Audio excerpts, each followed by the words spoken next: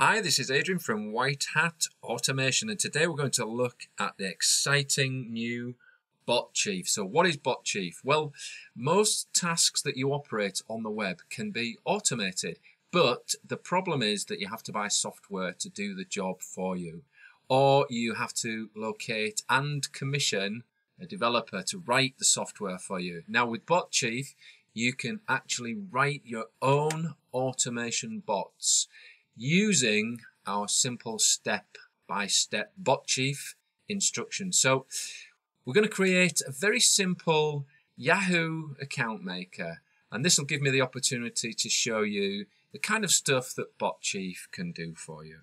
So I've got the Botchief window open. As you can see, it's very, very simple. In the middle is a browser, and that's the page, the web page that we'll be working on. On the left-hand side is where the instructions will go, here. On the right-hand side are any settings that are associated with those instructions.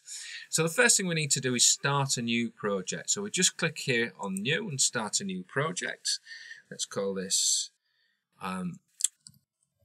Botchief Tutorial. That's created. Just click OK to that. There we are, and now we can start adding some instructions. Well, it's going to be a Yahoo account maker, so we need to go to find the Yahoo page first. So let's go to yahoo.com.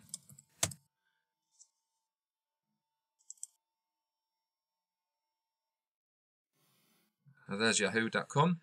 And we're going to go to we want to sign up. So I'm just trying to find the correct page to start Botchief on so it can go straight to it. So we'll click on the mail link there.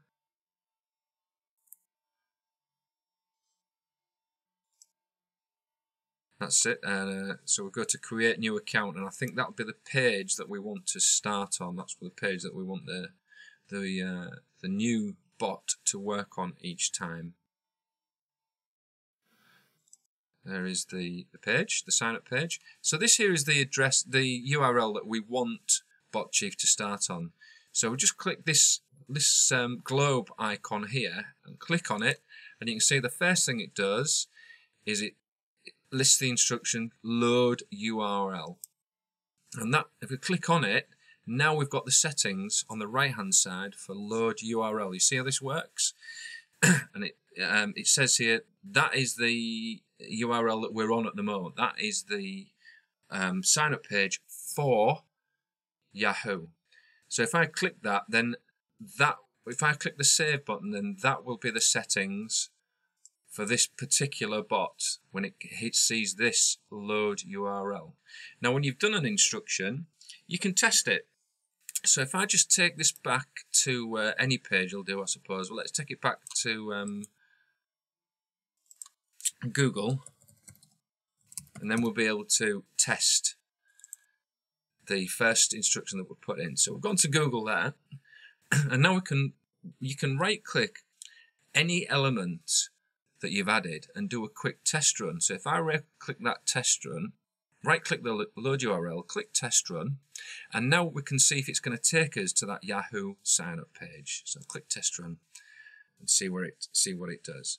There it goes. It's gone to the Yahoo sign up page, and that means that the first part of the Yahoo account creator is successful. So we can move on to the second part.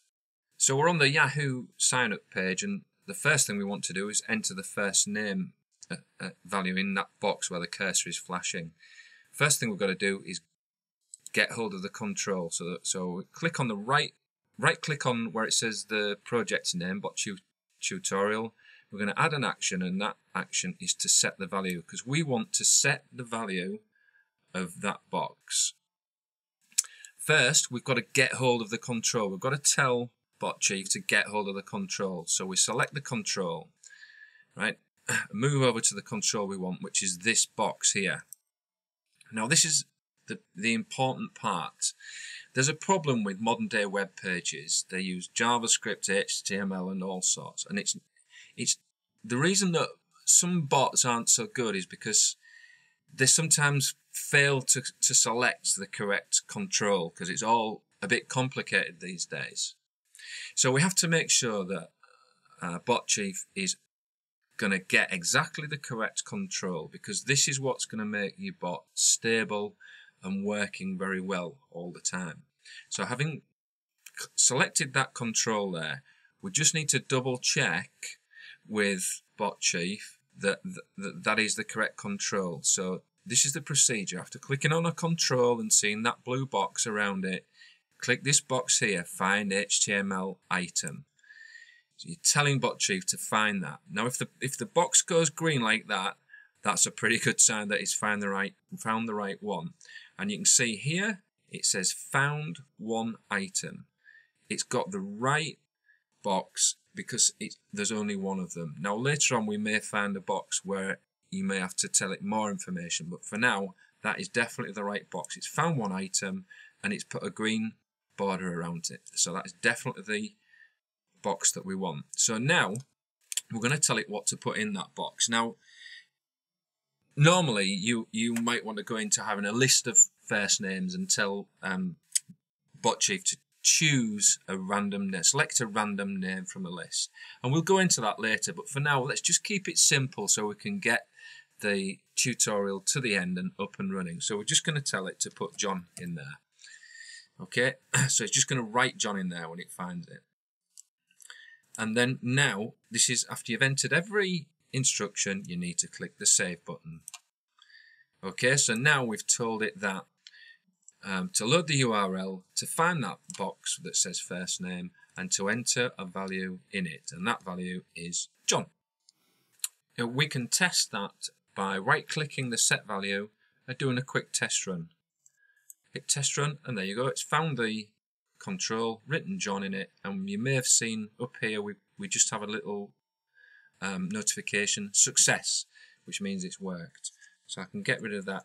Now there's something else you can do. When you're building a bot up, you can play the whole bot and see if it does the whole thing.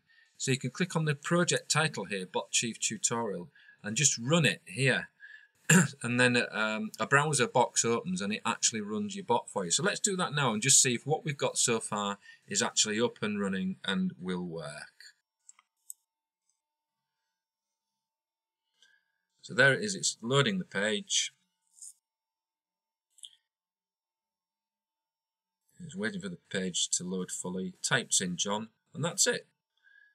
I hope you saw that. It types in the word John and it's finished. So everything's working well so far. So now we need to do the same operation to put in the last name. So we'll right click, add an action, which is to set value. And in set value, we're going to select control, which is this one here. Again, we have to remember when you click on a box, automatically go to find HTML item. Let's see if it finds it. Now the box has gone green and it's found one item. So there's definitely going to be no problems with this box. We're happy with that. See how it's just a verification. You've got to verify each time that is definitely the right box. Otherwise, you're going to potentially run into problems later on if you don't do this when you try and run the bot. So let's put a bog standard name in there. Smith. So it's going to find that box and write Smith and enter, write Smith in the box. So we click save there. Always save after each instruction is entered if you want it, if you're happy with what it's supposed to be doing. Now, the next thing we need to do is generate a unique Yahoo username. If it's not unique, then Yahoo won't let you create an account, and it will go. It won't be created when the bot hits the create button at the end of the process. So first of all, what we need to do is create a variable. So we had variable operate here. That's the next step.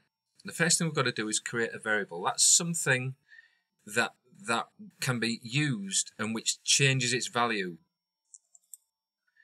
whenever it's used.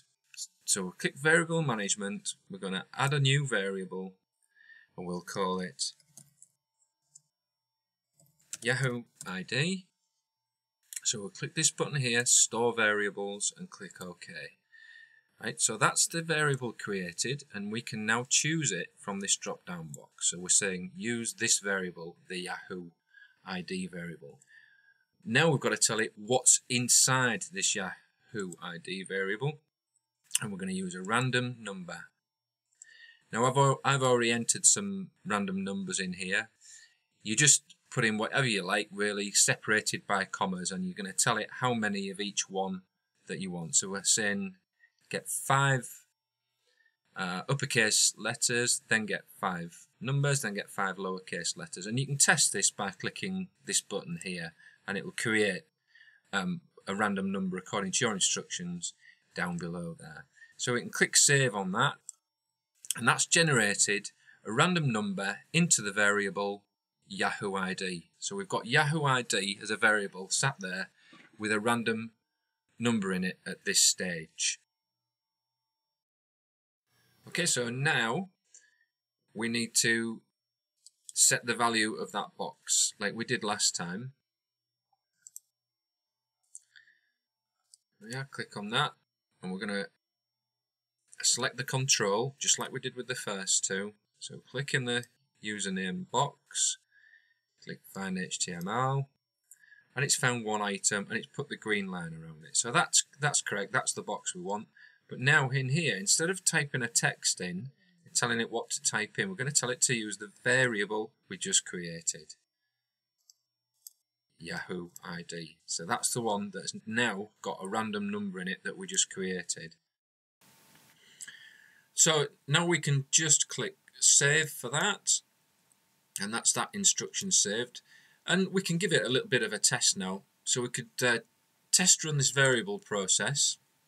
Now when we do it, we're not going to see much, because remember, all it's doing is generating a random number and inserting it into the variable. So if I just click test run, we'll get this little success here. So it looks as though it's worked okay. Now we're going to set the value. So this actually inserts that variable into this box here for a Yahoo user ID name. So let's test run it. And that seems to have worked just fine, and we've got success written here again. So now we want to generate a random number for a password, and then put that into a variable, and we'll do that in exactly the same way that we did with the Yahoo ID. So I want to add an action, and that's variable process, variable operate, highlight it, go into variable management, and now we're going to add another variable. Give it a name, we'll call this password, and that's clicked on store variables. So click OK to that, and we can cancel that off. So now when we choose the variable, we can choose the variable that's called password, and the processing way of this is just the same as the last one, random number, and I'll stick with those that I've already got. Give it a quick test. You can see it's working well there, so that'll do for a password as well, and I can save that. So that's saved. Okay, so now we need to get that password into the password box here. And with the password, I happen to know with Yahoo that you actually need to type it in. So we need to emulate a human being typing it in, and that's easy to do with Botchief. So we'll do something reasonably familiar first. We'll add this control operate. So all we're trying to do is just get hold of the control, focus on it, ready to type it in. So